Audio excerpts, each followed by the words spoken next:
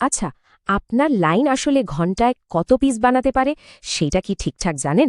ভুল টার্গেট মানে সারাদিন চাপ, কিন্তু দিনের শেষে আউটপুটও কম। চলুন এই সমস্যার জন্য একটা সুপার ইজি ফর্মুলা শিখে নেওয়া যাক।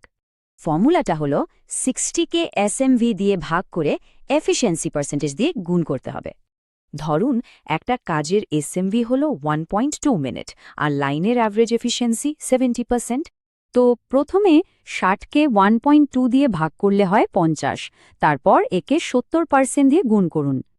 ব্যাস, প্রতি অপারেটরের ঘন্টায় টার্গেট হবে প্রায় 35 পিস। এটাই সঠিক টার্গেট।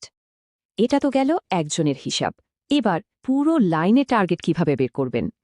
ধরুন আপনার লাইনে অপারেটর আছে 20 জন, আর এসএমভি ও এফিসিয়েন্সি আগের মতোই আছে।